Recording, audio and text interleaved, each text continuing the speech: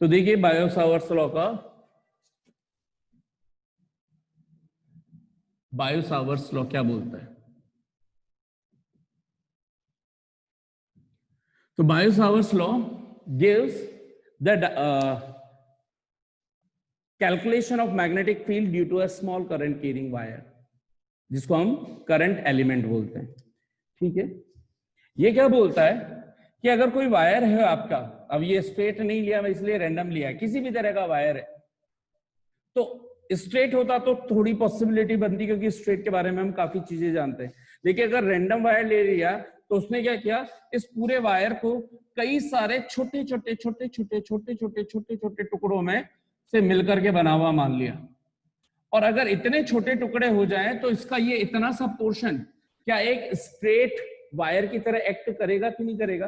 कोई सा भी एलिमेंट ले लूं तो यहां दिख रहा है बैंड है, लेकिन अगर उसका एक छोटा सा पोर्शन कहीं का भी ले लूं तो क्या ये हिस्सा ये हिस्सा एक स्ट्रेट वायर की जैसे एक्ट करेंगे? ये चीज समझ में आती है? Yes sir. तो इनको बोलते हैं करंट एलिमेंट, और इस करंट एलिमेंट को जनरली करंट एलिमेंट को लिखते हैं आइडियल। अब क्योंकि यहां पर क्यों लिख रहे हैं आइडियल, तो ये आइडियल वेक्टर होता है। करंट एलिमेंट लेने की जरूरत क्या पड़ी और इसको स्मॉल एलिमेंट्स में लेने की जरूरत क्या पड़ी? स्मॉल एलिमेंट इसलिए समझ में आ गया कि अगर ये किसी भी शेप का हो तो हम स्ट्रेट वायर की चर्चा कर सके, इसलिए स्मॉल स्मॉल डिवीजन कर दिया। करंट एलिमेंट इसलिए ले रहे हैं क्योंकि हमने देखा कि करंट और मैग्नेटिक फील्ड हमेशा एक दूसरे के होते हैं परपेंडिकुलर। ठीक है, तो इसका और बी होता है एक तरह से वेक्टर, तो मैं इसको किसी ना किसी तरह से आई को वेक्टर टर्म्स में लाना चाहता था, और हमें पता है कि I is not a vector quantity. तो हमने क्या कर दिया, करंट एलिमेंट बोल दिया, यानी कि करंट जिस डायरेक्शन में फ्लो हो रहा हो उसके अलोंग एक मैंने एक एल लेंथ का डीएल लेंथ का एक वेक्टर ले लिया, डीएल वेक्टर। तो इससे मुझे फायदा क्या हो गया कि मेरी करंट किस में कन्वर्ट हो गई, करंट की डायरेक्शन को वेक्टर फॉर्म में रिप्रेजेंट कर दूं तो कौन रिप्रेजेंट कर पाएगा? DL vector. डीएल वेक्टर क्या बता रहा है कि भाई डीएल इधर से इधर की तरफ है। ये मैंने डीएल लिया है तो इसका एरो कैसे बताऊंगा? ये वाला। क्या ये डीएल वेक्टर का जो arrow is nothing but the I की डायरेक्शन। तो आई को वेक्टर टर्म्स में इंट्रोड्यूस करने के लिए हम डीएल वेक्टर को लेकर के आए हुए। चलो बहुत बढ़िया बात है, आगे बढ़ते हैं। अब उसने क्या कहा कि लेट सपोज इस वायर के कारण आपको किसी रैंडम पॉइंट पर मैग्नेटिक फील्ड निकालना है। ठीक ऐसे जैसे अभी मैंने पहले बताया था कि अगर कोई आई करंट फ्लो रही हो, इस पॉइंट पी पर आपको मैग्नेटिक फील्ड निकालना है, तो यहां से मैं एक परपेंडिकुलर डालता, इसको आर रेडियस मानता और एक सर्कुलर लूप बना देता क्योंकि ये स्ट्रेट वायर कहलाता, और इस पर राइट हैंड का रूल लगाता और यहां पर ये निकल जाता। तो ये माइनस जेड एक्सिस के अलोंग माइनस के कैप के अलोंग निकल जाती इस पॉइंट पर डायरेक्शन। अगर लेकिन रेंडमली आपसे पूछ लिया कि इस पूरे करंट कैरिंग वायर के कारण किसी पॉइंट पी पर मैग्नेट की डायरेक्शन निकालो, तो कैसे निकालेंगे? ओके, कैसे निकालें? मैंने क्या कर दिया, इसको एक प्लेन में मान लिया।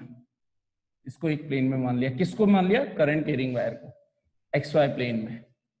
तो ये पॉइंट पी भी एक्स वाई प्लेन में, अगर इसमें कोई भी करंट फ्लो हो रही है आई, तो इसके कारण कहीं से भी मैं बात करूं, जो भी मैग्नेटिक फील्ड आएगी वो करंट कैरिंग वायर कौन से प्लेन में सिचुएटेड है? एक्स वाई में। जो मैग्नेटिक फील्ड की डायरेक्शन आए किसी भी पॉइंट पर, क्या वो इस प्लेन के परपेंडिकुलर होगी कि नहीं? यस और नो? Yes sir. इतना समझ में आता है? करंट कैरिंग वायर जिस भी प्लेन में हो उस प्लेन के परपेंडिकुलर होगी एक पर्टिकुलर पॉइंट पर मैग्नेटिक फील्ड की डायरेक्शन। ठीक वैसे जैसे यहां पर मैंने y एक्सिस के अलोंग अगर मैंने लिया था, तो यहां पर z एक्सिस के अंदर, ये माइनस z एक्सिस के अंदर क्या निकल रहा है? ये हमारा मैग्नेटिक फील्ड। तो मैंने क्या मान लिया, अब इसकी प्लेन नहीं या एक्सिस के अलोंग, तो ये एक्सिस के लिए मैंने क्या किया, एक छोटा सा एलिमेंट ले लिया डीएल वेक्टर का। थोड़ा वहां आपको दिखेगा नहीं, मैं इसको बड़ा मान रहा हूं, है इतना छोटा। ठीक है, ये डीएल वेक्टर ले लिया और इसकी डिस्टेंस मुझे नहीं पता कितनी है, तो हमने इसका एक पोजीशन वेक्टर मानने के लिए इसको ओरिजिन मान लिया, और यहां से किसी पॉइंट पी पर हमें फाइंड करनी है, and this angle is theta. This is not 90 है ना, ऐसे ले लेता हूं ताकि आपको थीटा से कंफ्यूजन ना हो। ये पॉइंट P और ये angle theta, this is not 90, किसी रैंडम एंगल। किससे है ये थीटा? डीएल वेक्टर, और यहां से ये जो डिस्टेंस है इसकी, यहां से इस डिस्टेंस को क्या बोलते हैं, क्योंकि इसको ओरिजिन कंसीडर कर लिया, तो position vector of P R vector. तो मुझे मिल गए दो वेक्टर, एक मिल गया डीएल वेक्टर और एक मिल गया है मुझे R vector. Okay, very good. अब इंटरेस्टिंग बात इसमें और इसमें, क्या ये आर वेक्टर है? इसको ओरिजिन बोल दूं तो क्या ये OP is the R vector यहां पर? यस और नो? Yes, sir. जल्दी जल्दी बोलते जाना, बहुत इजीली समझ में आएगा, क्योंकि वरना फिर दूसरा रीजन तो है कि आप डायरेक्टली याद रखोगे, रटोगे। रटने में आप माहिर हो, मैं जानता हूं, लेकिन समझ के करोगे तो पूरी जिंदगी याद रहेगा। ये आर वेक्टर, अगर मैं एक एक्स वाई कोऑर्डिनेट सिस्टम ले लूं, X Y Z coordinate system ले लूं, R vector right now in this situation is representing which direction? X. X.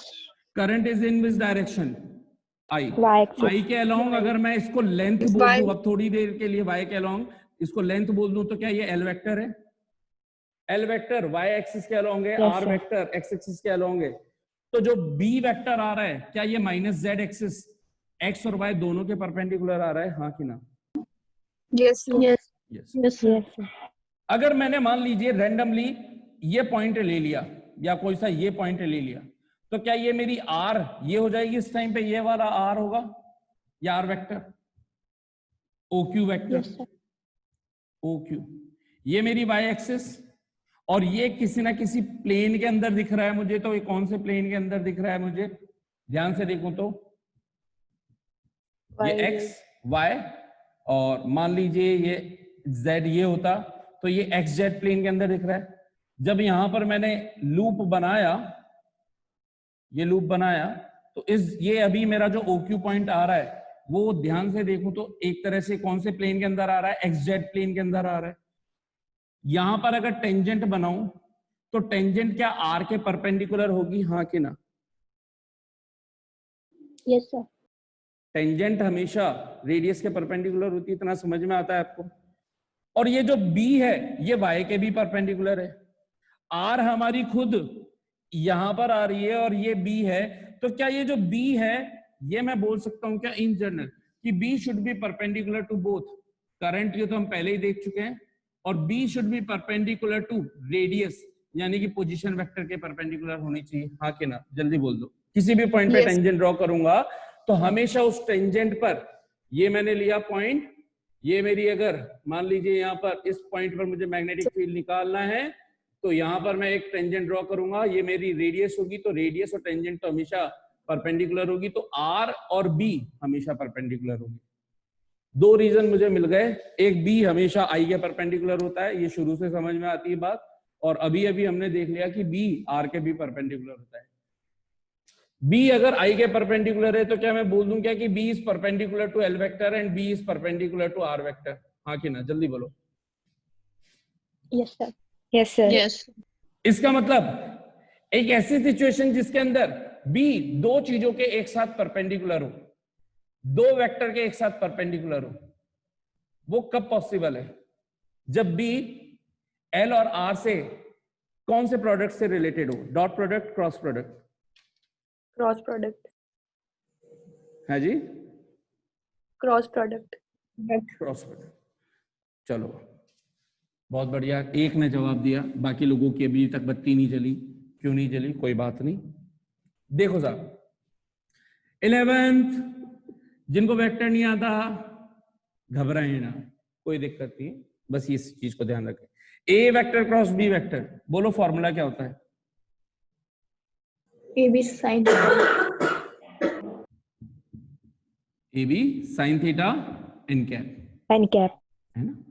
और इसको बताया था 11th में, बताया जाता है ऐसे कि अगर कोई दो वेक्टर किसी प्लेन में रख दिए जाए किसी भी एंगल पर, उनके बीच में अगर कोई एंगल बन रहा हो, ये ए वेक्टर है और ये बी वेक्टर है, और इनके बीच में एंगल थीटा बन रहा हो, तो ए क्रॉस बी की डायरेक्शन हम राइट हैंड थंब रूल से ही निकालते हैं, जिसके अंदर हमारी फिंगर्स की ये जो हथेली होती है, इसकी पाम की इस लाइन को या इधर वाली लाइन को हम फर्स्ट वेक्टर पे रखते हैं जिसका क्रॉस प्रोडक्ट हो रहा है ये फर्स्ट वेक्टर और ये सेकंड वेक्टर, और फर्स्ट से सेकंड की तरफ हम हमारी फिंगर्स को लाइन को रख के मूव करते हैं।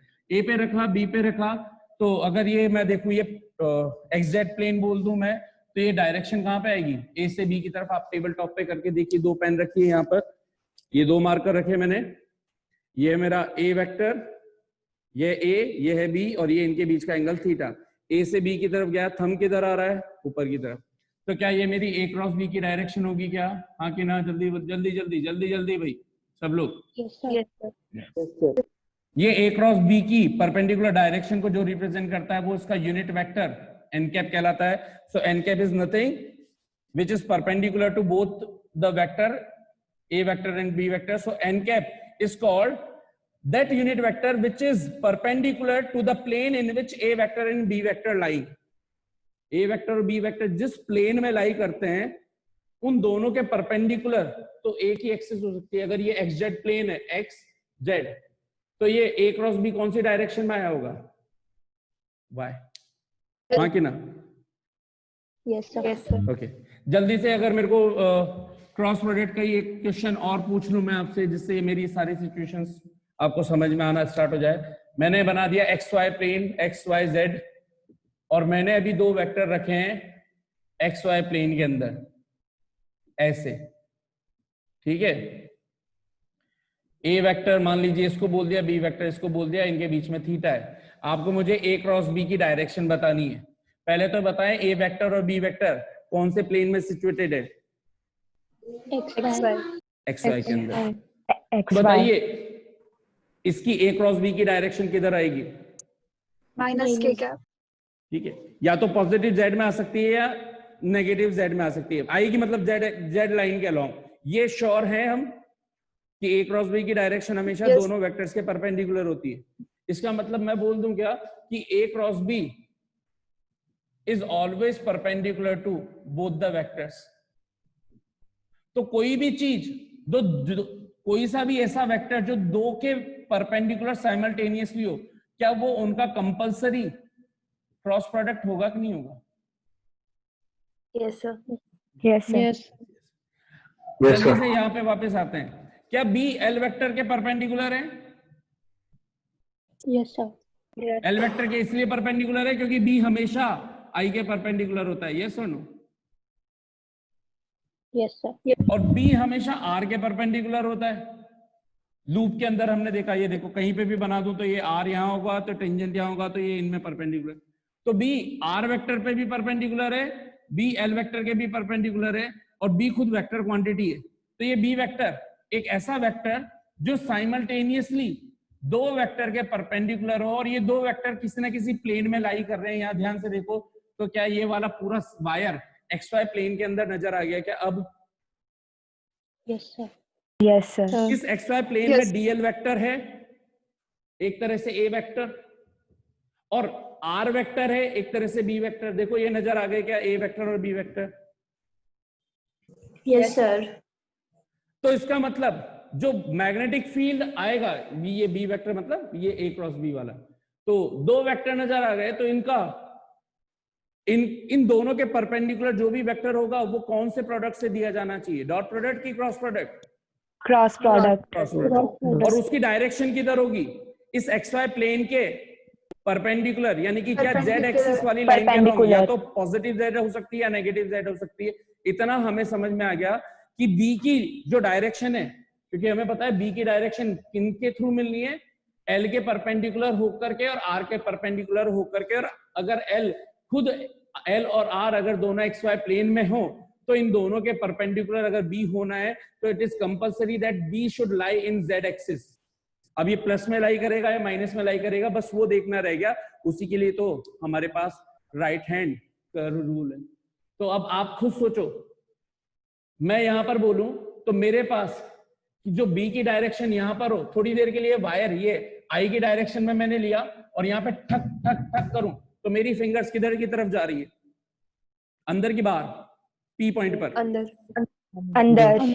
अंदर। और अगर ये पी पॉइंट इधर बनाता तो इधर घूम करके बाहर आ रही होती क्या? बाहर। तो अगर इधर P पॉइंट ले लेता तो मैग्नेटिक फील्ड की डायरेक्शन प्लस जेड आती, प्लस जेड। और अगर यहाँ P पॉइंट पे पूछूं तो क्या इनवर्ड आ रही है क्या, यानी कि minus Z. Yes, sir. Sir.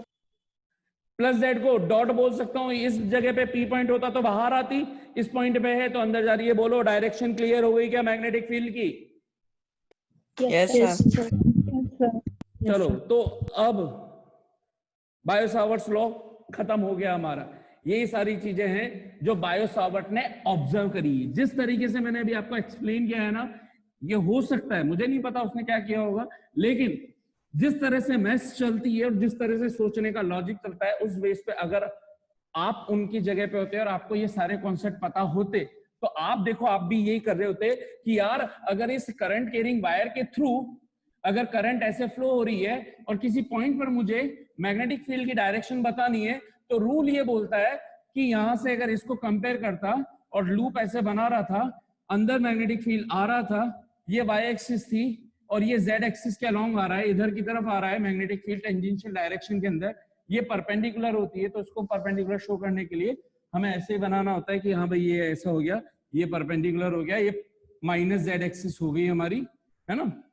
तो ये माइनस जेड के अंदर आ रहा होता तो ये आर के भी परपेंडिकुलर होता और आई के भी परपेंडिकुलर होता। लेकिन इसको परपेंडिकुलर कैसे करूं, तो मैं क्या कर लूं, इसको वायर की लेंथ मान लेता हूं।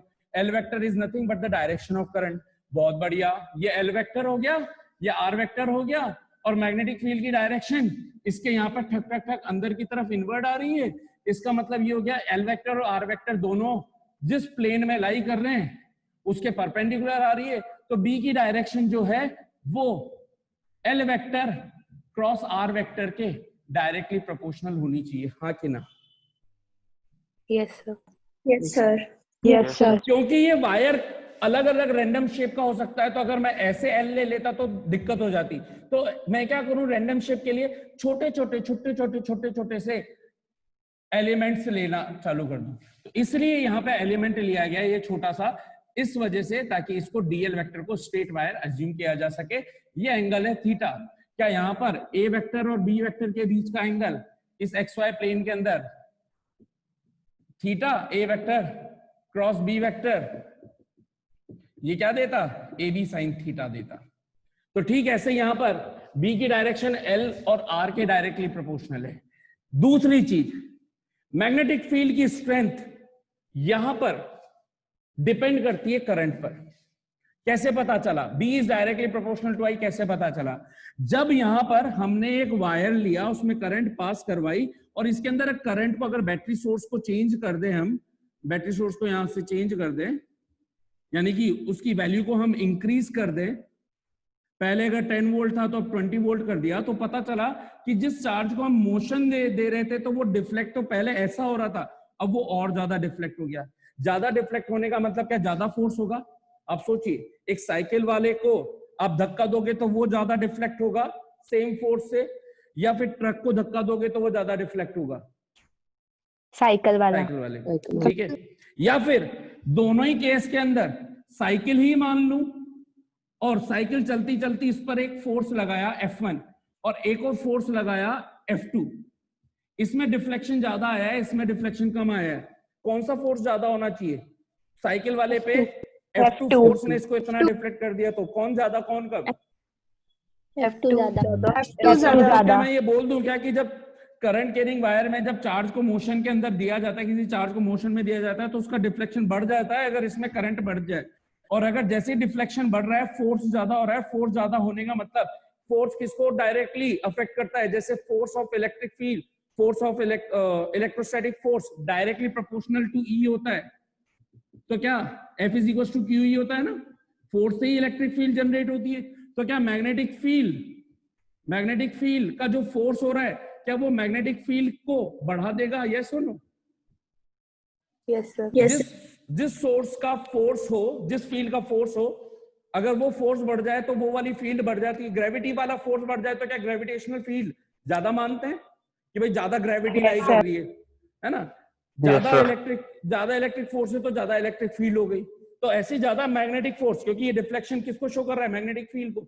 तो ज्यादा फोर्स ज्यादा मैग्नेटिक फील्ड। तो क्या मैं ये बोल दूं क्या कि B is directly proportional to current होता है, करंट जितनी ज्यादा उतनी ज्यादा क्या मैग्नेटिक फील्ड। मैग्नेटिक फील्ड, ठीक है सर, मैग्नेटिक फील्ड। ओके।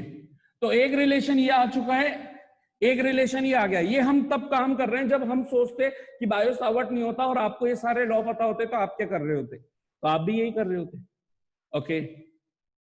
अच्छा, दूसरी चीज, हमने दोनों सिचुएशंस में देखा, दोनों फील्ड को कंपेयर किया, मास को ज्यादा डिस्टेंस पर रखना है और मास को कम डिस्टेंस पे रखना है। फोर्स किस सिचुएशन में ज्यादा, कम डिस्टेंस पे, ज्यादा डिस्टेंस पे? मास को एक बार तो कम डिस्टेंस पे, R2 को ज्यादा डिस्टेंस पर R1 और एक बार R2 पर रख दिया पास में। कहां पर फोर्स ज्यादा, कहां पे फोर्स कम? R2 R2 पास में रखते हैं। और ये फोर्स, ग्रेविटेशनल फोर्स जो होता है वो कैसे प्रोपोर्शनल होता है डिस्टेंस के? स्क्वायर के इनवर्सली। क्या सेम रीजन कुलाम ने भी कॉपी किया और वो भी सही आया था क्या कि भाई इलेक्ट्रोस्टैटिक फोर्स होता है वो भी स्क्वायर डिस्टेंस के? और अगर हम थोड़ा सा कॉमन सेंस से सोचें तो मैग्नेट के बारे में पहले से हम जानते हैं क्या, मैग्नेट को पास में लेंगे तो ज्यादा फोर्स लगेगा और मैग्नेट्स को दूर ले जाते हैं तो कम फोर्स हो जाता है। Yes sir. Yes sir. Yes sir. इसका मतलब इस कॉमन सेंस के बेस पर और इन दोनों को कॉपी करके क्या मैं ये वाला कॉपी कर देता क्या कि 1/r² होता? Yes sir. 1/r²। इन तीनों को कंबाइन कर दूं अब, क्योंकि ये सारी चीज जो मैंने करी ये L वेक्टर के लिए ना करके DL वेक्टर के लिए करी है, तो मैं यहाँ पर जो भी मैग्नेटिक फील्ड आएगा वो B ना बोल करके B भी बोल देता हूँ। छोटा मैग्नेटिक फील्ड, छोटा बीम, छोटा मैग्नेटिक फील्ड, ऐसे अलग अलग करंट एलिमेंट निकालूंगा, सबके कारण मैं B को निकालता जाऊंगा, dB1 dB2 dB3, उन सबका इंटीग्रेशन कर दूंगा, मुझे टोटल मैग्नेटिक फील्ड मिल जाएगा इस पूरे वायर के कारण। तो अभी हम एक सिंगल के कारण निकाल रहे हैं, तो हमारी ऑब्जर्वेशन क्या क्या कह रही है कि dB should be directly proportional to dl vector cross r vector, क्योंकि dB is perpendicular to both. ये dl वेक्टर के भी परपेंडिकुलर होना चाहिए और r वेक्टर के भी परपेंडिकुलर होना चाहिए ये relation. dB is directly proportional to the current, जितनी ज्यादा करंट उतना ज्यादा magnetic field, and dB is inversely proportional to 1/r²। तो ये अब ये देखो मैंने यहाँ पे वेक्टर नहीं लगाया, क्या नहीं लगाया, वेक्टर नहीं लगाया इस टाइम पे, क्योंकि जब मैं r² की टर्म्स में बात कर रहा हूं तो समझ में आ गया क्या? क्लियर है? Yes sir. Yes sir. अब अगर मुझे वेक्टर लगाना है तो मैं क्या करूंगा, यहां पे r कैप भी लगाऊंगा, वेक्टर लगाऊंगा। तो वेक्टर लगाया मैंने, r कैप लगाया, तो मुझे पता है कि किसी भी यूनिट वेक्टर को a कैप को magnitude of a upon given vector upon magnitude of vector, तो r कैप को मैं क्या, अगर ये r कैप लिख रहा हूं तो क्या मैं इसको ऐसे लिख सकता हूं, dB vector is equal to given vector upon magnitude of r। अब ये मैग्नीट्यूड ऑफ r अगर यहाँ पे आ रहा है, मैग्नीट्यूड ऑफ r, और यहाँ पे r वेक्टर आ रहा है, तो r वेक्टर को तो हम ऑलरेडी ऊपर, अगर dB is directly proportional to r vector, तो ये तो ले चुके हैं ना काउंटिंग में, ये तो काउंटिंग में ले चुके हैं, और मैग्नीट्यूड में देखना है तो r वेक्टर ऊपर होने के कारण नीचे आपको लेना पड़ेगा r³। तो ये देखो यहाँ पर ध्यान से देखो, dB डायरेक्टली प्रोपोर्शनल टू किसके क्या, मैंने r vector upon r² into magnitude of r, magnitude of r का मतलब सिंपली r³। तो या तो हम ऐसे लिखते हैं, अगर मैं ऐसे लिखता तो मैं नए रिलेशन ऐसे लिखता कि dB is directly proportional to r vector upon r³, dB is directly proportional to dl vector, कि जितना बड़ा dl होगा उतनी ज्यादा ये होगी, और थर्ड लिखता मैं क्या हो जाता, dB is directly proportional to I। एक तरीका ये था मेरा लिखने का, और दूसरा रिप्रेजेंटेशन, क्योंकि मैं इसको ज्यादा प्रेफर करने वाला हूं, तो इस r वेक्टर की काउंटिंग इसमें आ चुकी है, प्रोपोर्शनैलिटी कि किस तरह से रिलेशन डिपेंड करते हैं। तो डिपेंड ऐसे कर रहे हैं साहब, dl vector cross r vector, यानी कि हम प्रोपोर्शनैलिटी बोल चुके हैं कि यहाँ पे dB r वेक्टर पे भी डिपेंड कर रहा है। तो इनवर्सली किस पर डिपेंड कर रहा है, r³ पर, और डायरेक्टली और किस पर डिपेंड कर रहा है, डायरेक्टली किस पर डिपेंड कर रहा है, I पर। अगर इन सबको मैं कंबाइन कर दूं तो क्या मुझे कोई रिलेशन मिलने वाला है, dB vector is directly proportional to I DL vector cross R vector, ये वेक्टर इसलिए बन रहा है क्योंकि ये वेक्टर प्रोडक्ट है अपॉन आर क्यूब, हाँ कि ना? Yes sir. जैसे मैंने प्रोपोर्शनैलिटी का साइन हटाया, एक कांस्टेंट आता है के मान लिया, ये हो गया I dl cross r upon are cube dB. और ये के की वैल्यू जब प्रैक्टिकली एक्सपेरिमेंट से फाइंड की जाती है तो इसकी वैल्यू निकल कर क्या आई, म्यू नॉट अपॉन 4 पाई।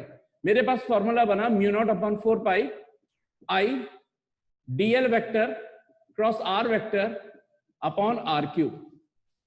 और अगर मैं इसको फर्दर सॉल्व कर दूं, अगर मुझे इसका मैग्नीट्यूड या मैग्नीट्यूड फॉर्म में लिखना हो, तो मैग्नीट्यूड फॉर्म में मैं क्या लिखूंगा कि magnitude of DB, I am just about to leave afterwards, mu naught upon 4 pi I DL R sine theta, DL cross R क्या होता है, ए क्रॉस बी, जैसे ए बी साइन थीटा ऐसे DL cross R, DL R sine theta upon are cube. एक R से एक are cancel हो गया, देखो वापस आर स्क्वायर ही आ रहा है, जो उसने सोचा था वही रिलेशन आ रहा है, inversely proportional to r square ही आ रहा है, into I dl sine theta upon r square. So this is the Biot-Savart's law, where theta is angle between dl vector and r vector. और यहां से पता चल रहा है कि जो db की डायरेक्शन है, it is always, db is always perpendicular to dl vector and r vector. It means db vector is perpendicular to the plane of dl vector and r vector. जिस प्लेन में dl vector r vector लाई करते हैं उस plane के perpendicular होता है। बहुत अच्छा, तो ये पूरा बायो-सावर्ट्स लॉ था। बायो-सावर्ट्स लॉ कितनों को अच्छे से समझ में आ गया भाई?